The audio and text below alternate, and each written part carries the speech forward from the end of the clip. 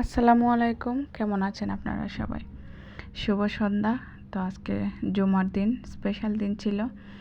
তো আজকে কিন্তু বানিয়ে নিয়েছিলাম আমি চিকেন বল।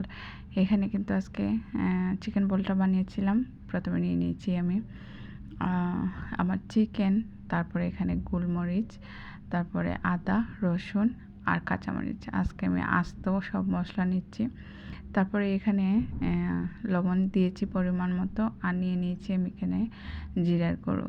তো এই অল্প মশলা দিয়ে কিন্তু আজকে চিকেন বলটা আমি বানাবো।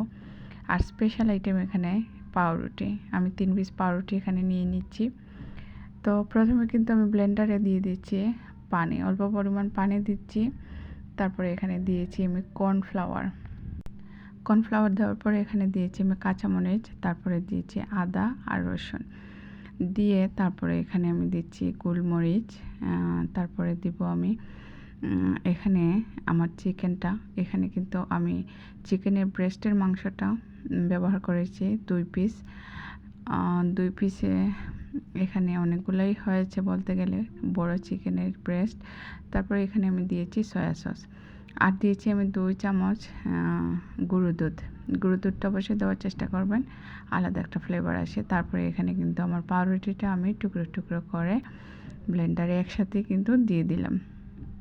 তো এই তো দিয়ে এখন আমি ব্লেন্ড করে নিয়েছি। দেখেন আমার ব্লেন্ড করা কিন্তু হয়ে গিয়েছে। পানি দেওয়ার কারণ ছিল এটাই যে এখানে যেহেতু পাউরুটি দিয়েছি বেশি শুকনো ডো হয়ে যাবে, এই জন্য পানিটা দেওয়া। তো এখানে কিন্তু আমি লেবুর রসটাও অ্যাড করে দিয়েছি, আগে দেওয়ার কথা আমি ভুলে গিয়েছিলাম। তো লেবুর রসটা দিয়ে আমি আবারও একটু ভালোভাবে মাখিয়ে নিয়ে এটা কিন্তু আমি রেস্টে রেখে দিয়েছিলাম আধা ঘন্টার মতো। তো এখন কি করব, আমি চুলায় কিন্তু আমি পানি বসিয়ে দিয়েছি পরিমাণ মতো, আর হাতে আমি তেল মেখে নিয়েছি। এই যে এখন হাতের সাহায্যে আমি সবগুলো চিকেন বল কিন্তু আমি বানিয়ে এই ফুটন্ত পানিতে দিয়ে দিলাম। দিয়ে এখন কিন্তু জাল করে আমি সিদ্ধ করে নেব।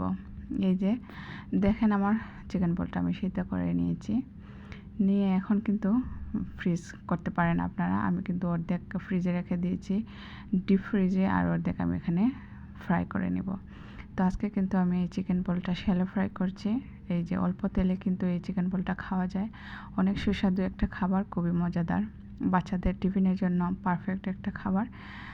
এই যে সবগুলো বল এখানে দিয়ে আমি ফ্রাই করে নিয়েছি।